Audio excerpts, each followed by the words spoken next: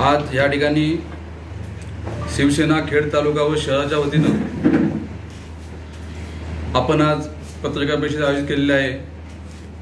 या पत्रकार परिषदेत उपस्थित माझे सहकारी खेड तालुका संघटक महेंद्रजी भोसले साहेब, तसेच आमचे सहकारी पप्पूजी चिकणे, महेशजी मोरे, युवा सेनेचे तालुका अध्यक्ष मिलिंदजी काते, उपस्थित सर्व विभाग प्रमुख, शाखा प्रमुख, शिवसैनिक, तालुका कार्यकारिणी। आज या ठिकाणी आपण पत्रकार परिषद घ्यायचं कारण एकच आहे। 2 दिवसापूर्वी आमचे दैवत शिवसेना नेते रामदासभाई कदम यांनी मुंबई गोवा हायवेबद्दल मुंबईमध्ये एक वक्तव्य केलं होतं। त्या वक्तव्याचा विनार्थ काढून आमचे मित्रपक्ष भाजप यांनी कोकणामध्ये जो धिंगाणा घातलेला आहे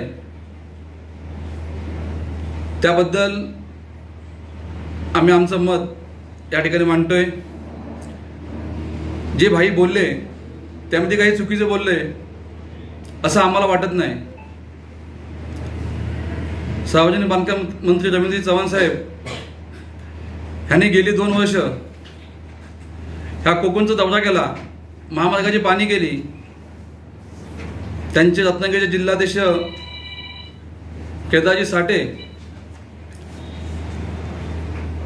यांनी कालच सांगितलं की आम्ही 15 दौरे केले, परंतु हे 15 दौरे केले तरी अजून महामार्गाचं काम पूर्ण झालं नाही। ह्याच्यामध्ये दोष आपलाच आहे। ज्या वेळेला एखादा मंत्री 15 वेळेला महामार्गाची पाहणी करतो आणि तरी महामार्ग पूर्ण होत नाही, मी आपलीच नामुष्की त्यांनी मान्य करायला पाहिजे होतं, पण ते मान्य न करता जे भाई बोलले त्यांच्या मनाला लागलं आणि त्या वक्तव्याचा एवढा प्रवास केला। कारण आज आपण मित्रपक्ष आहोत म्हणून बोलते वेळी थोडा आम्हालाही कुठेतरी संयम बाळगावं लागतंय। आज तुम्ही मंत्री आहात, मंत्र्याने कसं बोलायला पाहिजे हे आम्ही सांगण्याची गरज नाही। आज तुम्ही जी काल भाषा वापरली ती भाषा आम्हाला सुद्धा वापरता येते, पण आमच्यावरती चांगले संस्कार आहेत आणि त्या संस्कारामुळे आम्ही या ठिकाणी बोलू शकत नाही। परंतु आज जर तुम्ही पुन्हा जर अशी भाषा वापरली तर त्याच पद्धतीचं उत्तर द्यायला हा शिवसैनिक कमी पडणार नाही। कारण आज बाळासाहेबांचे विचार घेऊन एकनाथ शिंदे साहेबांच्या नेतृत्वाखाली शिवसेना नेते रामदासभाई यांच्या मार्गदर्शनाखाली ह्या ठिकाणी काम करत असतेवेळी आमच्या नेत्यावरती बोलते वेळी जरा तोंड सांभाळून बोला, नाहीतर तसंच उत्तर तुम्हाला सुद्धा दिलं जाईल। मग कोण मंत्री आहे आणि कोण कार्यकर्ता आहे ह्याचा आम्ही नंतर विचार करू, पण त्याच पद्धतीनं तुम्हाला नक्कीच या ठिकाणी आम्ही उत्तर दिल्याशिवाय राहणार नाही। कारण काल तुम्ही जे बोललात ते अतिशय चुकीचं बोललेलं आहात। तुम्ही आमच्या नेत्यांची जाहीर माफी मागावी, नाहीतर आम्ही सर्व शिवसैनिक यांनी ठरवलेलं आहे की येत्या ह्या 2 दिवसामध्ये राज्याचे उपमुख्यमंत्री देवेंद्र फडणवीस साहेब यांची भेट घेऊन अशा मंत्र्यांची हकलपट्टी करा, असा ठराव मी या खेड तालुक्याच्या वतीनं उपमुख्यमंत्र्यांकडं आणि आमचे मुख्य नेते एकनाथ शिंदे साहेब यांच्याकडं नक्कीच आम्ही ही मागणी करणार आहोत। कारण असं वक्तव्य करणं संपूर्ण चुकीचं आहे। आज खेड दापोली मतदारसंघाची महायुती कशा पद्धतीने चालू आहे हे तुम्हाला आम्हा सर्वांना माहिती आहे। ह्यांचे जिल्हाध्यक्ष केदार साठे निवडणुका आली की सेटलमेंट करायची आणि समोरच्या पार्टीकडनं पैसे घ्यायचे आणि आपला धंदा चालू ठेवायचा, हे धंदे त्यांनी आजपर्यंत केलेले आहेत। तुम्ही 2019ची निवडणूक बघा, 2014ची निवडणूक बघा, प्रत्येक निवडणुका आल्या की केदार साठेंचं हे चालूच असतं। प्रत्येकावर टीका करायची आणि आपली पोळी भाजून घ्यायची, ही त्यांची सवय जुनी आहे आणि ती जुनी सवय त्यांची जाईल असं मला वाटत नाही। कारण केदार साठे सुद्धा आज जे वक्तव्य करत आहेत की ह्याच्या पुढे आम्ही शिवसेनेला सहकार्य करणार नाही। अहो केदार साठे, तुम्ही भाजपचे सामान्य कार्यकर्ता, तुमचे नेतेवरती बसलेत, हा अधिकार तुम्हाला कोणी दिला? आज तुम्ही डायरेक्ट इथे तोडण्याची भाषा या ठिकाणी करताय, हे कितपत योग्य आहे? आज केदार साठे म्हणजे भाजप नव्हे, भाजपचे अनेक पदाधिकारी असतील, अध्यक्षचे कार्यकर्ते असतील, हे सर्व कार्यकर्ते आमच्यासोबत आहेत।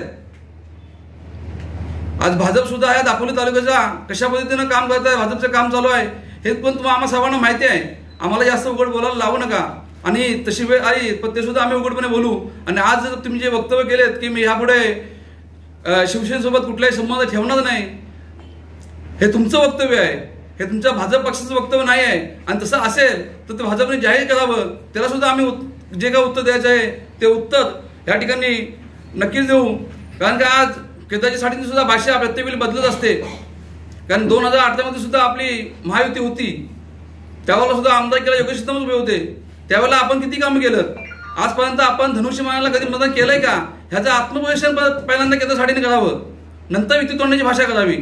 आज फक्त युती ही नावाला युती आहे, परंतु आज आपण महायुतीला कोणतंही सहकार्य भाजपकडून ह्या ठिकाणी होत नाही. ह्यांचे काही प्रमुख कार्यकर्ते आहेत ते जास्त उगाच हवा नको त्या वावड्या उठवत असतात आणि लोकांचं मन विचलित करण्याचा प्रयत्न करतात. परंतु भाजपचा जो सच्चा कार्यकर्ता आहे, जो हिंदुत्ववादी आहे, तो कार्यकर्ता हा महायुतीसोबत आहेत. आणि असे अनेक कार्यकर्ते आज आमच्या सोबत आहेत आणि ते आमच्या सोबतच राहतील ह्याची आम्हाला पूर्ण खात्री आहे.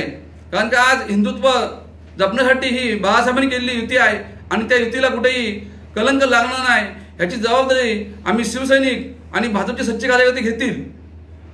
केदार साठेंसारखे कार्यकर्ते आज ह्या दापोली तालुक्यामध्ये हे युती बिघडवण्याचं काम जरी करत असले, पण तिच्यावर जो सच्चा कार्यकर्ता आहे तो तिच्यावरती कोणताही विश्वास ठेवणार नाही ह्याची आम्हाला ह्या ठिकाणी पूर्ण खात्री आहे. आणि पुन्हा जर आपण रामदास भाईंबद्दल किंवा योगेश सिद्धमबद्दल जर कोणता अपशब्द वापरलात तर त्याचं उत्तर तसं उत्तर तुम्हाला दिलं जाईल ह्याचं आपण भान ठेवावं.